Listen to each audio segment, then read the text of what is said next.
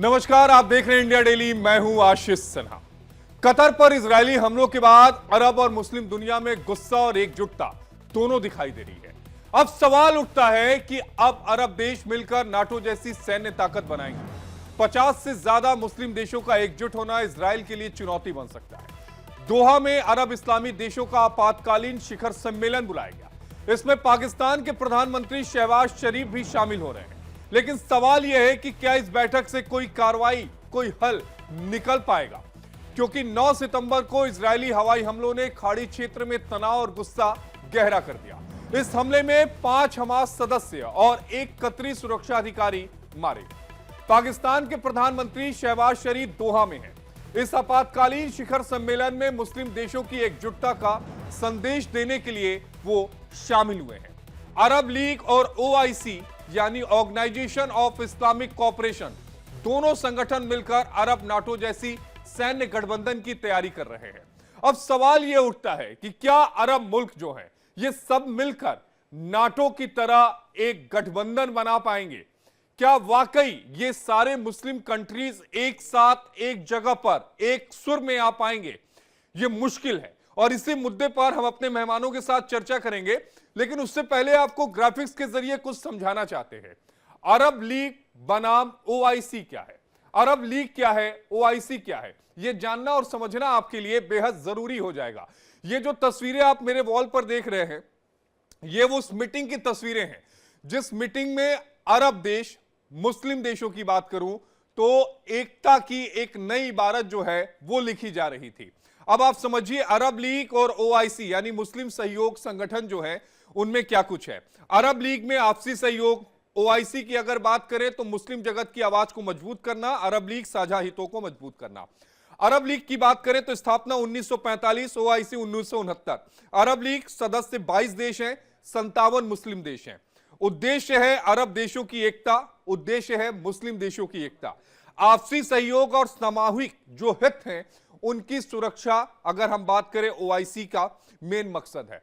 दोनों संगठनों की स्थापना अलग अलग सन में हुई, लेकिन अरब देश में 22 अरब देश है और अगर हम ओआईसी की बात करें तो 57 जो मुस्लिम कंट्रीज हैं वो इसमें शामिल हैं। दोनों के मकसद अलग अलग हैं, दोनों के उद्देश्य अलग अलग हैं, लेकिन इजरायल के खिलाफ ये दोनों ही संगठनों के जो सदस्य हैं वो एक साथ एक मंच पर आते हैं। 22 अरब देश हैं अरब लीग में और यहां पर 57 ओआईसी में मुस्लिम देश हैं। अरब देशों की एकता है और मुस्लिम देशों की एकता, यही हमें समझना पड़ेगा। अब हम आपको दूसरे ग्राफिक्स के जरिए समझाते हैं कि चल क्या कुछ रहा है। क्या इससे पहले भी इस तरह की चीजें करने की कोशिश की गई है? अब इस शिखर सम्मेलन को समझ लीजिए। 50 से ज्यादा जो मुस्लिम देश हैं वो इसमें शामिल हैं।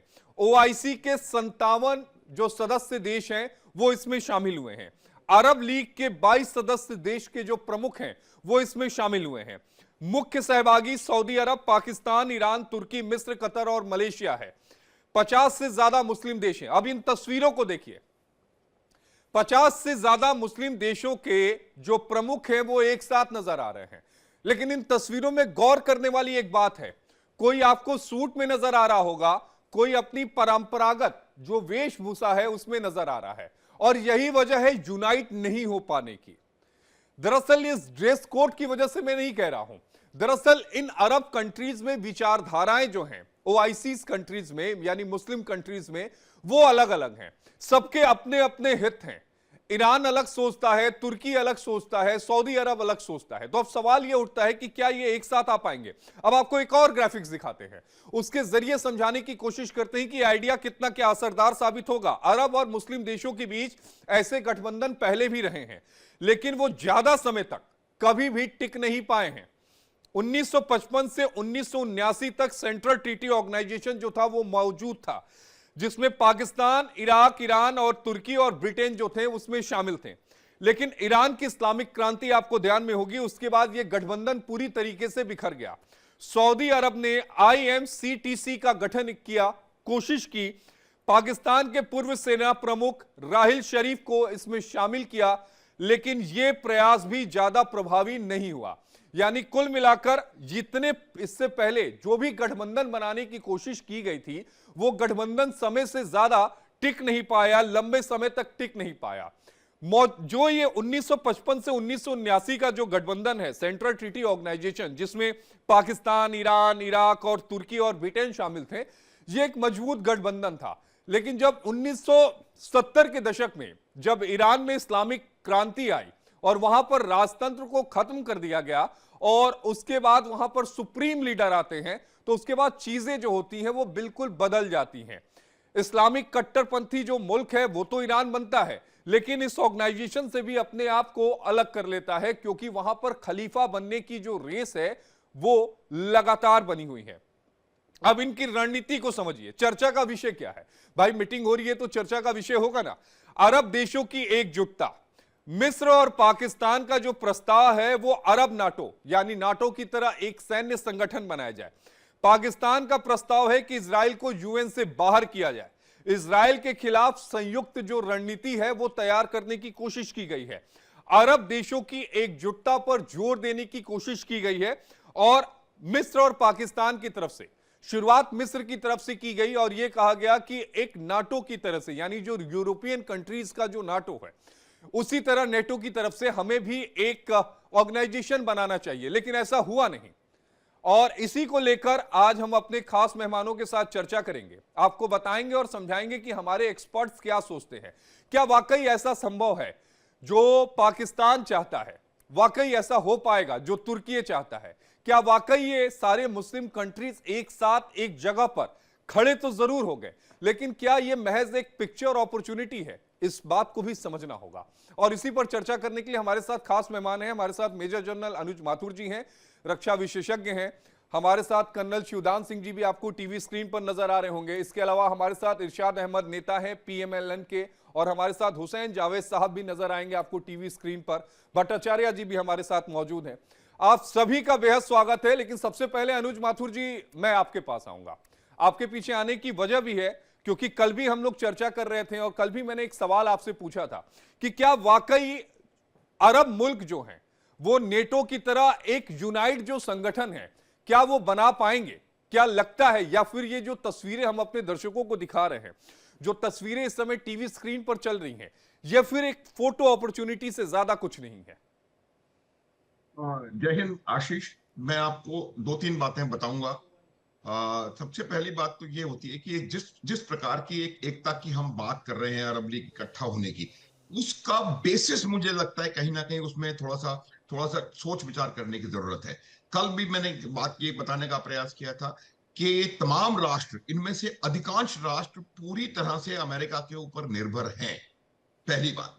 दूसरी बात, जिस प्रकार से पिछले कुछ महीनों में अमेरिका की तरफ पाकिस्तान का झुकाव हुआ है और पाकिस्तान जाकर के बिल्कुल सीधे अमेरिका के पास बैठ गया है और सारा काम उनके थ्रू करने का प्रयास कर रहा है, वो एक बहुत बड़ा फैक्टर होगा।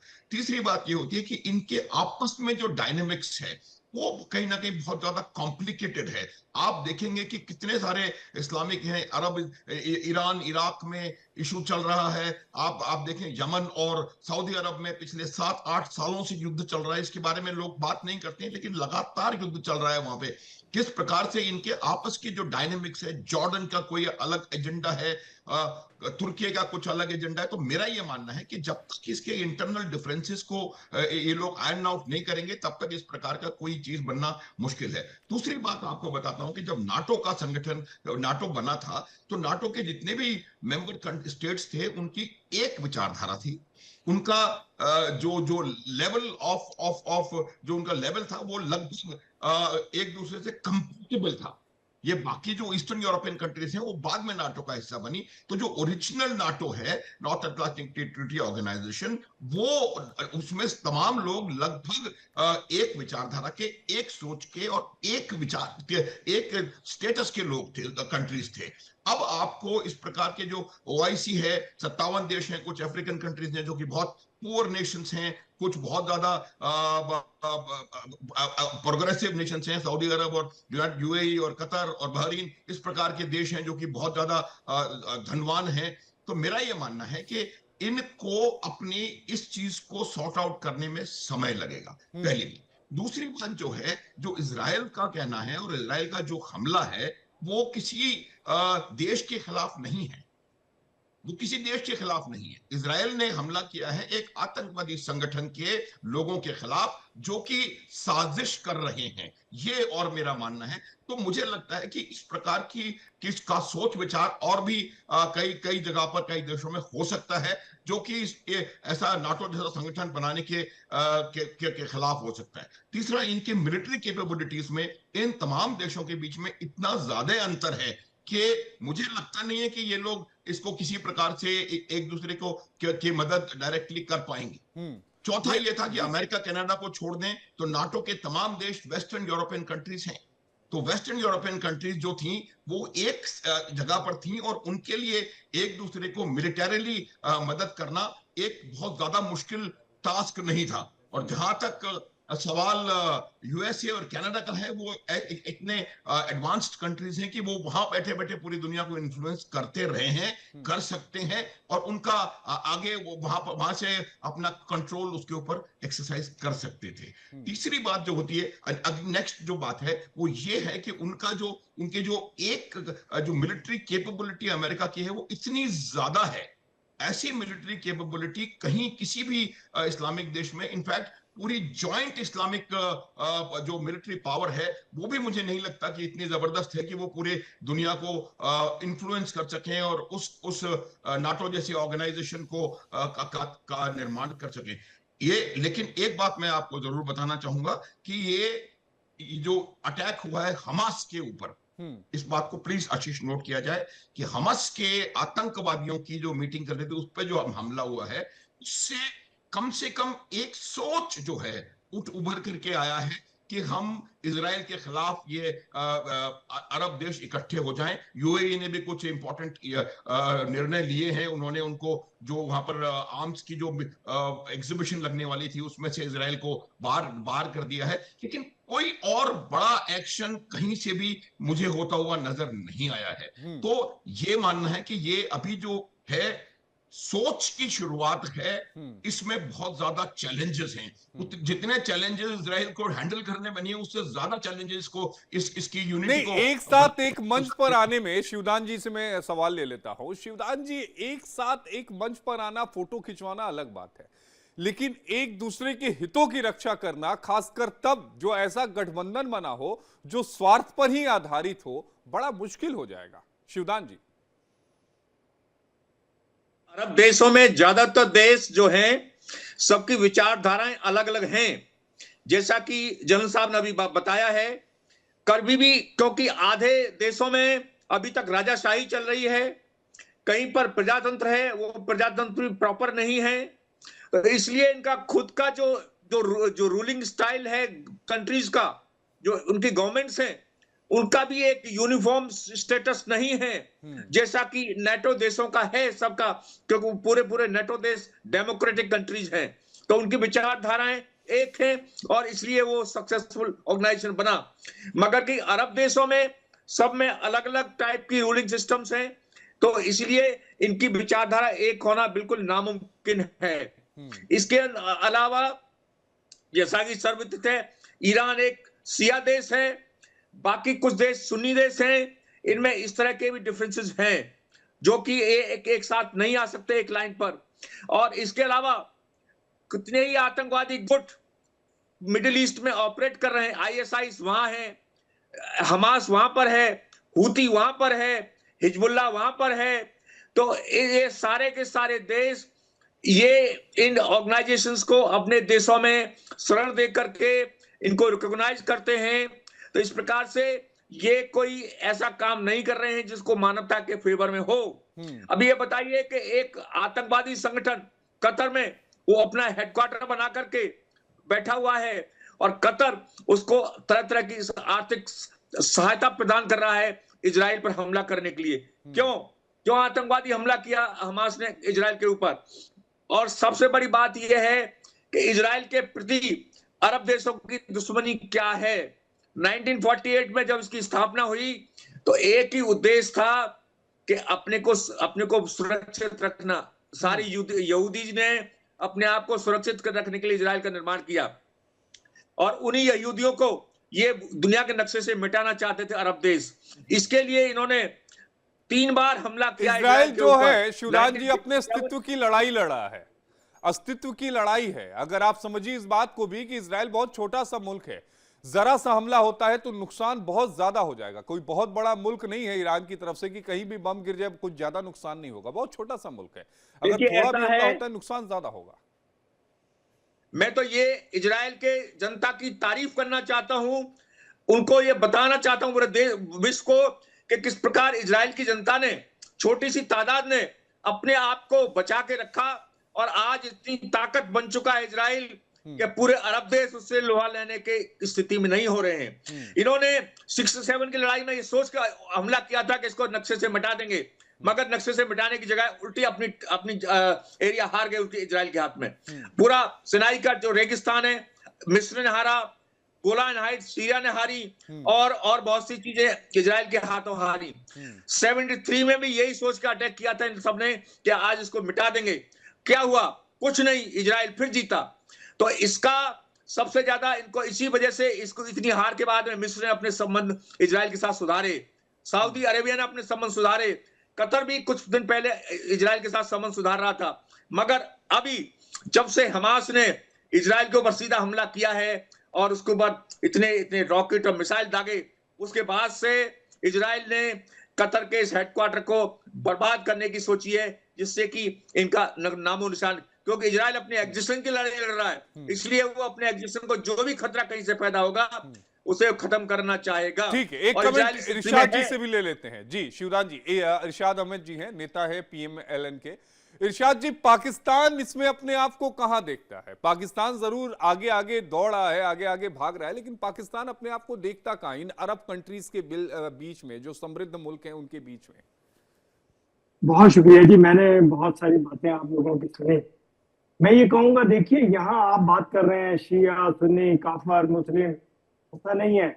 हम जंग लड़ रहे हैं इंसानियत की, इंसानों की, बचाने की इंसानों को। दूसरी बात यह है, इजराइल आप खुद से कह रहे हैं छोटा सा मुल्क है, लेकिन एक दहशतगर्द मुल्क। इस वक्त उसको सबक सिखाने का वक्त है। पूरी उम्मत मुसलमान। अच्छा, हमास क्या है? सुनिए, हमास क्या है? आतंकवादी संगठन है या नहीं? किसी के दरमियान में नहीं बोले मुझे। नहीं, मैं आपसे बस एक सवाल पूछ रहा हूं, मैं आपको पूरा बोलने का मौका दूंगा। इरशाद जी, मेरे डिबेट में यही होता है, मैं बोलने का पूरा मौका देता हूं, लेकिन जहां मुझे लगता है कि सवाल पूछना है, मैं सवाल पूछता हूं। मैं आपसे यही पूछ रहा हूं कि हमास क्या है? अगर इजराइल दहशतगर्द मुल्क है तो हमास क्या है? हमास एक इंसानियत की खिदमत के लिए, लोगों को बचाने के लिए, अपने मुल्क की हिफाजत के लिए, अपने फलस्तीनियों की बचत के लिए, फलस्तीन को बचाने के लिए अपनी जंग लड़ रहा है इस जालिम इजराइल से, जो कि इंसानियत का दुश्मन है, इंसानों का दुश्मन है, हिंदुस्तान का दोस्त है। देखिए, आप बात सुने, आप पूरे 3 पैनलिस्ट बोले, बिल्कुल चुप खामोशी से बैठे रहे आप। मैंने बोलना शुरू किया और आपकी प्रॉब्लम शुरू हो गई। मैं ये कभी भी नहीं चाहता इरशाद भाई, ऐसा नहीं है। शिवराज जी को भी मैंने टोका था, ऐसा नहीं है। ऐसा है, आप लोग नहीं बोलते किसी के दरमियान में। दूसरी बात यह है, देखिए, अब जब मुस्लिम उम्मा इकट्ठी हुई है तो आप काहे को पेन ले रहे हैं, दर्द ले रहे हैं इजराइल का? इजराइल तो दहशतगर्द मुल्क है, वो इंसानों को मार रहा है, इंसानियत का दुश्मन है। देखिए कितने बच्चों को, कितने हॉस्पिटल्स को, कितने लोगों को, कितने मरीजों को उसने मारा है। अगर पाकिस्तान, इरशाद जी, आप इस पर नहीं करेंगे? इजराइल पर जो हमास हमले कर रहा है, हिजबुल्लाह हमले कर रहा है, हैती हमला कर रहा है, उस पर आप कुछ नहीं बोलेंगे? आपको वो आजादी के रखवाले नजर आएंगे। इजराइल अपनी आत्मरक्षा कर रहा है तो आपको बात नागवार गुजर रही है। देखें, इजराइल तो बेगैरती और बेशर्मी की एक हद को पहुंचा हुआ है। इसको नकेल डालने का वक्त आ गया है। अब मुस्लिम उम्मा इकट्ठी हुई है। पहले हम ये सोच रहे थे शायद ये अपनी शरारतों से बाज आ जाए, बेशरम मुल्क, लेकिन अब इस बेशरम को नकेल डालेंगे। मुस्लिम उम्मा इकट्ठी हुई है। अब एक प्लान के तहत इंशाअल्लाह पहले हम कोशिश करेंगे कि ये इज्जत एहतराम के साथ मान जाए। अगर इज्जत एहतराम के साथ इसने अपनी दहशतगर्दी को बंद ना किया तो खुदा की कसम वो वक्त है। इरशाद अहमद, आप ये कह रहे हैं कि अपने मुल्क की रक्षा करना दहशतगर्दी है? आप ये बताइए, कौन से मुल्क की रक्षा कर रहे हैं वो? कौन से मुल्क पे उसके हमला हो रहा है? हमास उस पे कब हमला कर रहा है? वो तो अपने लोगों को बचाने पे लगे हुए हैं। फलस्तीनी तो मजलूम है, उनके साथ जुल्म हो रहा है और हिंदुस्तान मुसलसल। अरे इरशाद अहमद जी, ये तो आप भी नहीं मानते कि पाकिस्तान में आतंक की फैक्ट्री है? अब आप इजराइल को दहशतगर्द बता दे रहे हैं। ये पहली मैं बार मैं बताऊं- आपसे सुन रहा हूं कि इजराइल जो है वो दहशतगर्द मुल्क है। देखिए, मैं एक हिंदुस्तान जो भी सवाल करता पूछना है, चाहता हूं इनसे। हिंदुस्तान जो भी दहशतगर्दी करता रहे, हिंदुस्तान कभी क्रिकेट के नाम पे दहशतगर्दी करता अरे है, ये आप हाथ नहीं। क्रिकेट में हारने का इतना ज्यादा पेन है क्या? नहीं, हमें मतलब कोई ये पेन जो नहीं क्रिकेट है। मैच जो आप लोग अच्छा हार खेल- गए, मतलब टीवी उवी सलामत है ना इरशाद भाई आपके घर की? तोड़ वोड़ तो नहीं दी है ना? आजकल टीवी महंगी आ रही है। जरा सुने, दूसरे को सुनने का हौसला रखा। जी। मैं कहता हूं कि जो अच्छा खेलता है उसकी जीत हक बनती है। हम्म। हिंदुस्तान की टीम अच्छा खेली, हम उनको वेलकम करते हैं, उनको जीत का हार मैं अपने हाथ से पहनाने के लिए तैयार हूं। लेकिन जो बेशर्मी करते हैं, आप जीत गए, आप खुशी मनाइए, लोगों से हाथ मिलाइए, प्यार कीजिए, प्यार बांटिए। मैं ये कहता हूं और कि आप लोग प्यार कीजिए, आतंकवादी प्यार भेजिए, बांटिए। आप लोग इससे आतंकवादी कोई हतक भेजिए नहीं बॉर्डर होती, के उस पार से, इससे फर्क नहीं और हम आती। लोग प्यार मोहब्बत बांटते रहे ना। अरे देखिए, इतने साल प्यार मोहब्बत ही बता- तो बांटा है ना इरशाद अहमद जी, मिला क्या? देखिए, आतंक तो इस वक्त आतंक तो आप भी अपने चैनल पे फैला रहे हैं, मुझे बोलने नहीं अरे दे रहे। कोई, मैं मुझे बोलने चैनल देंगे तो मैं सबसे आपसे ज्यादा आप करूंगा। बोल रहे हैं मैं आपसे 7 मिनट से, 7 दहशतगर्दी मिनट आप से फैला इरशाद रहे भाई हैं। कोई एक आप बोल रहे हैं। मैं आधा भी मिनट कर्नल कुणाल के पास नहीं गया, आप हुसैन टाइम जावेद देखिए। भाई के पास नहीं गया हूं, अभी मैं आप ही के पास हूं पिछले 7 मिनट से। आप टाइम देखिए, अगर 7 मिनट हुए तो वरना मैं कान पकड़ने के लिए तैयार हूं। अगर 7 मिनट नहीं हुए तो आप कान पकड़ेंगे। झूठ मत बोलिए। ये झूठ बोलना ये चैनल सब है। कहां से ये आप लोग चैनल है। डायलॉग लाते हैं? ये कान चैनल है, पकड़ डायलॉग नहीं। लीजिएगा। आप झूठ बोलना छोड़ दीजिए। आपने 7 मिनट मुझे बोलने कहा दिया, 7 मिनट नहीं, टाइम कहां 7 दिया मिनट मुझे? से हम और आप चर्चा कर रहे हैं इरशाद भाई। मैं देखिए, आपको वो हम- फुटेज निकलवा को आप दे बात दूंगा। बदल- इस समय 10 आप बज के बात बदल 23 गए, मिनट आप बात हमारी बदल घड़ी गए। में हो रहा है। ये- 10 बज के 17 मिनट से आपके साथ मैंने चर्चा शुरू की है। देखिए, जब मैंने मुर्गा बनने की बात की तो मुर्गा बनने से डर गया। नहीं, मैं आपने बिल्कुल कहा नहीं डरा, 7 मैं मिनट से आपको फुटेज भेज दूंगा। आपने कहा 7 मिनट से मैं बोल रहा हूं, मैं नहीं बोल रहा हूं। मुझे तो 1 मिनट भी बोलने का मौका नहीं दिया आपने। मैं ये कहना चाहता हूं, देखिए, आप दहशतगर्दी करते हैं। मैं दहशतगर्दों पे मेरे इदारे, मेरे आर्मी के जवान शहादतें दे रहे हैं, और वो दहशतगर्द आपके सिखलाए हुए जो आपने मेरी सरहदों के थ्रू भेजे हैं मेरे मुल्क में, अच्छा। हम उनको मार रहे हैं। आप पे इल्जाम नहीं लगा रहे हैं। क्यों इल्जाम नहीं लगा रहे हैं कि पहले हमने अरे दहशतगर्दों को कर्नल, मारना है, अरे दहशतगर्दी को ठीक है, खत्म करना ठीक है, उसके बाद अरे ठीक दहशतगर्दों है को इरशाद भाई, मारना है। इरशाद भाई एक एविडेंस नहीं, मैं आता हूं मेजर अनुज माथुर जी, लेकिन 2 और पैनलिस्ट हैं उनके पास भी एक बार चला जाऊं। कर्नल भट्टाचार्य जी, आपने इरशाद भाई को सुना, एक बार जवाब दे दीजिएगा, और जो इस्लामिक शिखर सम्मेलन चल रहा है उस पर आपकी टिप्पणी, उसके बाद फिर मैं आपके पास हुसैन भाई आता हूं। ये आपने जो बताया है 57 मुस्लिम कंट्री वहां पे है, और उनका कल जो कतार का प्राइम मिनिस्टर राजा बोला है जे द अटैक ऑन कतार is absolutely blatant, treacherous and cowardly. तो ये बताया, और 5 पैलेस्टाइनियन आदमी हमास का वो मारे गए और 1 कतारी बने गए। लेकिन ये जो हमने बताया है जो एक मुस्लिम नेटो बनाना चाहता है, तो और ये नेटो कंट्री का जो कॉन्सेप्ट है, जे एक देश नेटो का कोई अटैक होगा तो ये माना जाएगा ये सारी कंट्री के ऊपर अटैक है, और जो कंट्री के ऊपर अटैक है वो नेटो का बाकी मेंबर्स उस कंट्री को सपोर्ट करेगा। हमें देख चुके हैं हम, ये इजराइल के साथ कोई अकेला कंट्री नहीं लड़ पाएगा, और 6 कंट्री लास्ट 48 आवर्स में 6 कंट्री में इजराइल अरे अटैक किया कर्नल हुआ है। कुणाल जी, तो ये सारे मिलके भी नहीं लड़ पाएंगे, क्योंकि इनमें से ज्यादातर मुल्कों के पास तो अमेरिका के हथियार है। चाबी बंद कर देगा, और चलाते रहिए। सबसे बड़ा बात है जे Qatar is supported by United Nations, so United States, so की एलाइज ऑफ यूनाइटेड स्टेट्स। और कतार का जो अभी रिसेंट प्रॉब्लम था कुछ ही दिन पहले, वो सभी मुस्लिम कंट्री के साथ उसका झगड़ा था। उसका एयरक्राफ्ट कहीं देश के ऊपर से जाने नहीं दे रहा था, और कतार के ऊपर एक रेस्ट्रिक्शन बनाया हुआ था। अभी उसी कतार में आ गया सब आदमी जे बचाओ बचाओ करके। तो ये उनके अंदर ही कोई यूनिटी नहीं है। और हाँ, आप लोगों ने जैसे बताया ये सब पर्सनल इंटरेस्ट के बात है। ये कोई नेटो व इस्लामिक कंट्री का जो फोर्स बनाना चाहता है, ये ज्यादा दिन टिकने वाला नहीं है। और जैन साहब जैसे बताया है ये सिया सुन्नी का तो झगड़ा है ही, जो इराक में है वो तो हमें पता है सबको। ये सदाम हुसैन ने दूसरे सुन्नी सिया वालों को गैस चेंबर से लाखों आदमी को मार दिया था। सो ऐसा तो इंटरनल प्रॉब्लम है। सऊदी अरेबिया यमन के ऊपर अटैक कर रहा है, यमन सऊदी अरेबिया का प्लेन तोड़ रहा है, तो इनके आपस में बीच में भी काफी झगड़ा है। तो ये जो ओआईसी में कभी इजिप्ट को निकाल दिया जाता है, फिर उसको लिया जाता है, सीरिया को निकाल दिया है, फिर लिया गया है। हमें सबको मालूम है ये ट्रंप का पहला एडिशन में फर्स्ट टर्म में वो इजिप्ट यूएई इनके साथ डिप्लोमेटिक रिलेशन किया हुआ था इजराइल का। वो अभी फिर बोल रहा है कि नहीं, ये पहली बार हुआ था, ये दुबई में इजराइल का एम्बेसी बना है।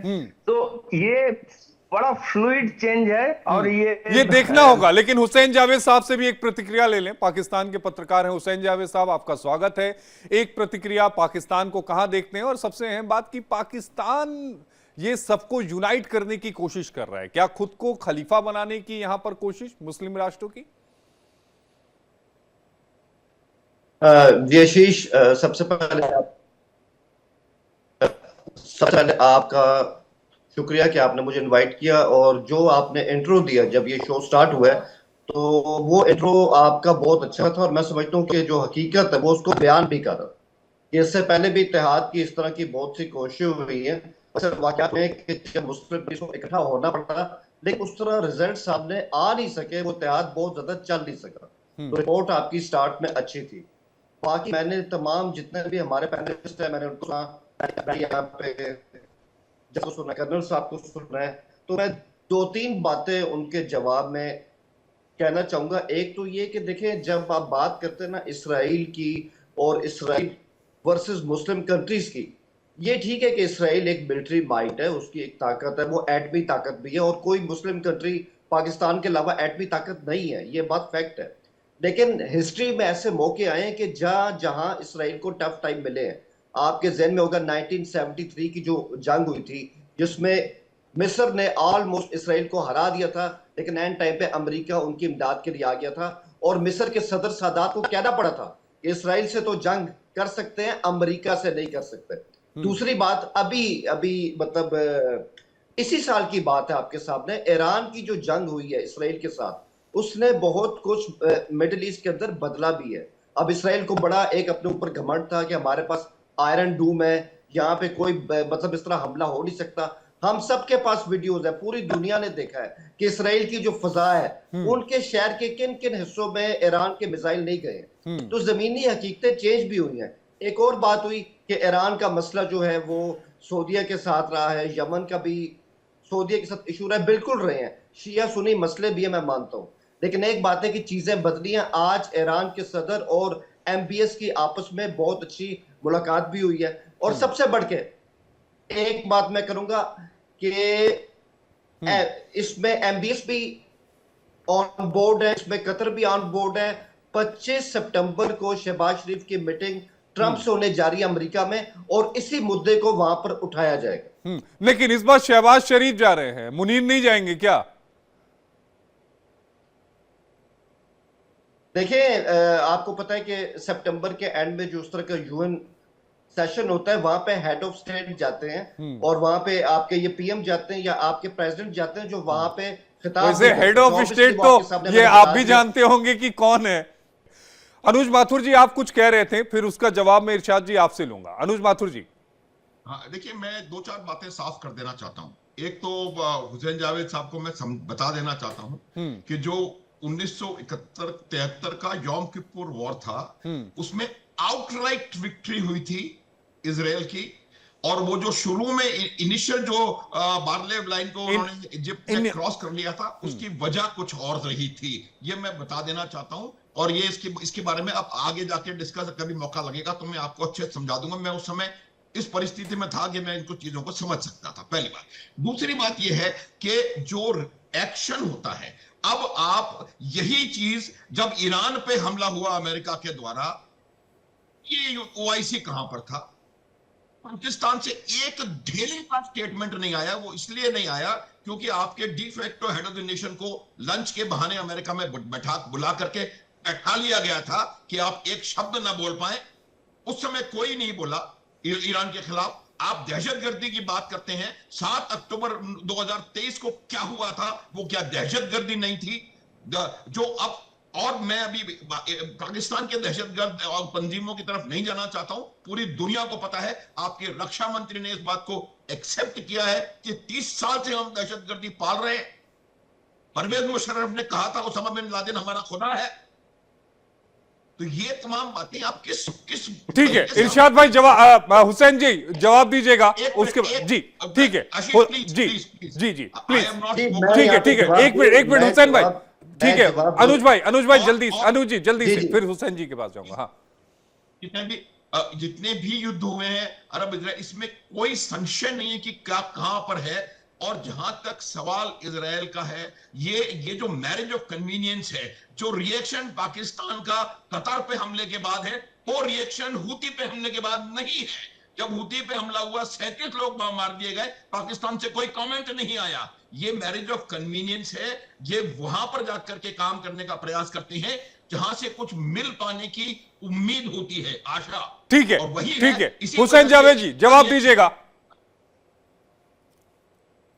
जी मैंने जनरल साहब की बात सुनी है। खैर मैं देखें 1973 की वॉर हमारा टॉपिक नहीं है, लेकिन सबको पता है कि सिनाई के अंदर क्या हुआ था और वहां पे इसराइल को किस तरह की मार भी पड़ी थी। बहरहाल उसको छोड़ देते हैं। एक और बात मैं ये कहूंगा, मैं जब से ये शो स्टार्ट हुआ, मैंने जितने भी इंडियन पैनलिस्ट को सुना है ना, बड़ा दर्द देखा है मैंने उनके अंदर इसराइल के लिए।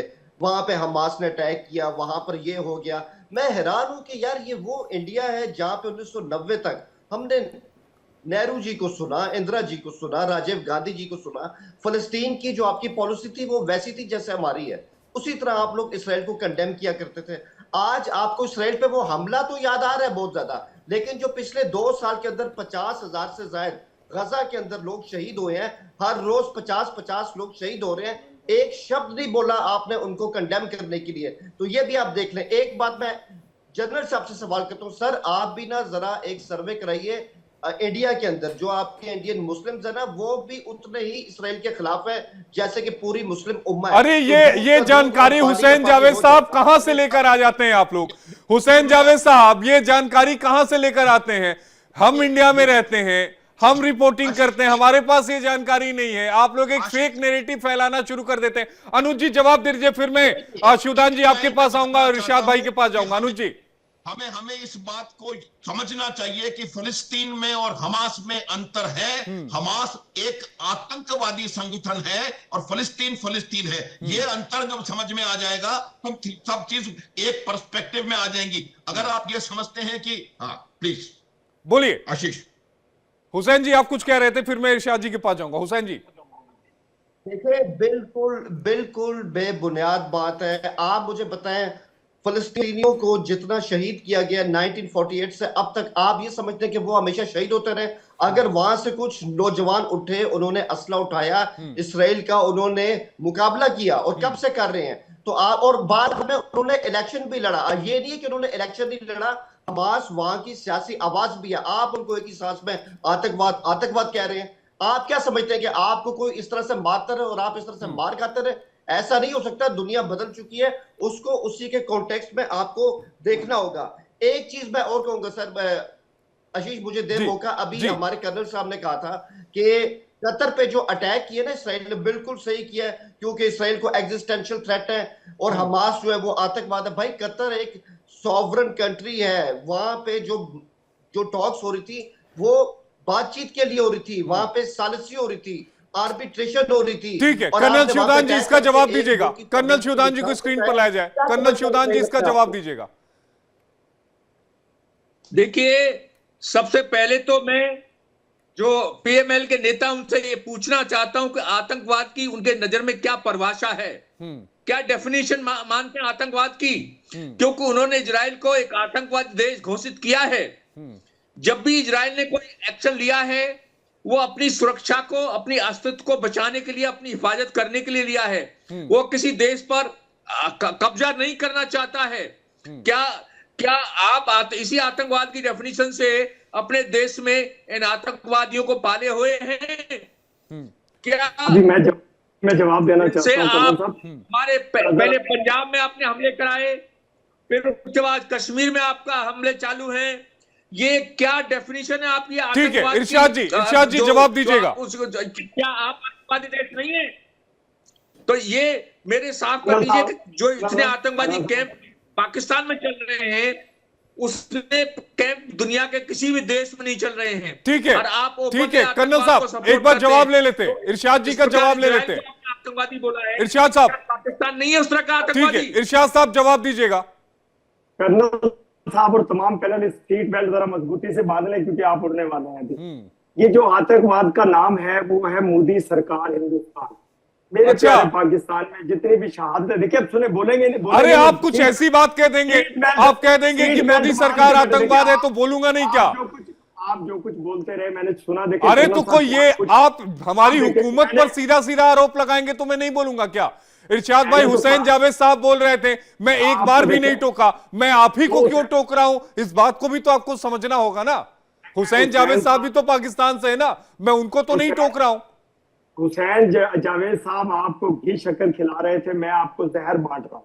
नहीं, जहर तो आप लोग बांटते ही हैं। मैं हकीकत बता रहा हूं, हकीकत तस्लीम नहीं करता हिंदुस्तान कभी भी, ना ही करेंगे, ना ही किया है कभी, ना ही आप मानेंगे, ना ही मानते हैं। देखिए मेरी बात करना साहब, मैं आपने बहुत सारे सवाल किए, आतंकवाद का जवाब मैंने दे दिया आपको। दूसरी बात आतंकी का जवाब यह है कि मेरे मुल्क में जो कुछ हो रहा है इस वक्त, मेरे आर्मी के जवान शहादतें ले रहे हैं। क्या ख्याल है कि मैं मार रहा हूं अपने लोगों को, मैं शहीद कर रहा हूं अपने लोगों को? नहीं, हिंदुस्तान से भेजे हुए दहशतगर्दी फैला रहे हैं पाकिस्तान में। अरे इरशाद साहब, आपने एक स्वतंत्र मुल्क पर कब्जा कर लिया बलूचिस्तान पर, तो उसका परिणाम आपको मिल रहा है, तो आप कह रहे हैं कि इंडिया भेज रहा है। बोलने तो दे, एक मिनट तो पूरा बोलने दो यार। नहीं आप बोलिए। नहीं मैं आता हूं। इरशाद भाई आप बोलिए, फिर इसके बाद कर्नल कुणाल भट्टाचार्य जी आप जवाब दीजिएगा। इरशाद भाई आप बोल लीजिए, फिर कर्नल कुमार भट्टाचार्य जी आप जवाब दीजिएगा। मेरे से गलती ये हुई कि सीट बेल्ट के साथ मुंह में रुमाल भी लीजिएगा, ये कहना चाहिए था। नहीं, मास्क का समय है, रुमाल वाला नहीं है। पाकिस्तान अभी भी रुमाल वाले दौर में चल रहा है क्या? मास्क आ गए, कहिए तो भिजवा दूं। मुंह के अंदर रुमाल लेंगे तो खामोश भी अख्तियार। नहीं मास्क का समय आ गया, रुमाल वाला दौर चला गया। आप लोग 20 साल अभी भी पीछे हैं। देखिए आज मैं बताऊंगा। आज मैं एक छोटी सी मिसाल देता हूँ कि एक पीर के पास एक औरत गई कि आदमी गया कि मेरी बीवी बहुत लड़ती है। उसने कहा जी ये तावीज ले लो। उसने कहा क्या कर रहा है? उसने कहा ये अपनी बीवी के मुंह में रख देना। तो उसने मुंह में रखा तो औरत बोले कैसे कि तावीज उसके मुंह में थे। इसी तरह मैं कह रहा हूँ कि आप रुमाल रखिए, सीट बेल्ट बांधिए, तसल्ली से सुनिए, किसी को सुनने का हौसला रखिए। देखिए मैंने क्रिकेट पे बात की जब भी चीख चिल्लाहट की, मैंने दहशतगर्दी पे बात की जब भी चीख चिल्लाहट की। अभी मेरे मुमालिक 50 मुमालिक कतर में इकट्ठे हुए। क्यों इकट्ठे हुए? सिर्फ कतर का मामला नहीं है, उम्मत मुसलमा का मामला है, इंसानियत का मामला है, इंसानों का मामला है। इसलिए हम इकट्ठे हुए हैं कि उस यहूदी को, उस इजराइल को, उस नापाक मुल्क को, उस नापाक नेतन्याहू को सबक सिखाने का वक्त है। अरे मेरा वज़ीर आज़म पाकिस्तान जनाब ऐसे चीख चिल्लाहट के साथ बोल रहे हैं। क्यों बोल रहे हैं? कि उसे मालूम है कि वो डंडा दे सकता है किसी को भी। उसे मालूम है कि वो एटॉमिक पावर है। उसे मालूम है कि उसकी शेर फोर्स आर्मी, पाक आर्मी सबक सिखा सकती है किसी भी मुल्क को। उसने हिंदुस्तान को भी नाको चने। अच्छा ये कुछ ज्यादा नहीं हो गया इरशाद साहब? वो जोक जो अभी आप बता रहे थे कि मुंह में तावीज डाल दिया, वो जोक अभी खत्म नहीं हुआ क्या? उसी जोक का ये पार्ट है क्या कि नाको तले चले चबा देना? ये सब उसी जोक का पार्ट है क्या जो पाकिस्तान के लिए बोल रहे हैं आप? सिंदूर किसको लगा? सिंदूर आप लोगों को लगा, आपकी फौज को लगा, आपके वजीर आजम को लगा, आपको वजीर खारजा को लगा, वजीर दाखिला को लगा। सिंदूर तो लगाने आए थे मुझे। आप आगे क्यों वापिस मेरे मुल्क की तरफ बढ़े? अच्छा ठीक है भट्टाचार्य जी जवाब दीजिएगा। इरशाद भाई मैं आता हूं अनुज माथुर जी। भट्टाचार्य जी जवाब दीजिएगा। नहीं, ये सिंदूर है हमारे हिंदुओं का सिंदूर है, ये मुसलमान का नहीं है। तो हमारे धर्म पूछ के पहलगांव में मारा हुआ है आदमी को, और हमारे लेडीज का सिंदूर मिटा दिया गया है। उसका बदले में हमने कुछ शिक्षा दिया है पाकिस्तान को, और हमने अटैक किया था 9 टेररिस्ट कैंप में और 13 एयरक्राफ्ट एयरपोर्ट में, टोटल 22 था। सभी आदमी जब मार खाता है तो कम बोलता है। पाकिस्तान ने बोला है नहीं, इंडिया ने 29 जगह में अटैक किया, वो 7 जगह हमने बढ़ा दिया है। जो कि हिंदुस्तान ने बोला है हमने उधर नहीं मारा है। तो ये सब कहानी है। नूर खान एयरपोर्ट अभी भी एक्टिव नहीं है। मैं दिखाता हूँ, आइए मैं इस्लामाबाद में रहता हूँ, मैं दिखाता हूँ नूर खान एयर बेस कितना सेफ, कितना बेहतरीन, कितने बेहतरीन जहाज मेरे वहां मौजूद, किस तरह मेरी आर्मी के जवान वहां उसकी हिफाजत करते हैं। आइए तो सही, मैं दिखाऊंगा आपको जो कुछ झूठ बोलते हैं आप। आपने तो लाहौर में समंदर बना दिया था, कौन सा समंदर है लाहौर में? कैसा झूठ बोलते हैं, कैसा राग लापते हैं आप लोग, कैसा प्रोपेगेंडा करते हैं जिसको ठीक है, अनुज माथुर जी जवाब दीजिएगा। अनुज माथुर जी जवाब दीजिएगा। और में कौन सा समंदर है, कौन सी बंदरगाह है, मुझे ये बता दीजिए। अर्नब स्वामी ने कहा था कि जी लाहौर के बंदरगाह पे काबिज हो गए।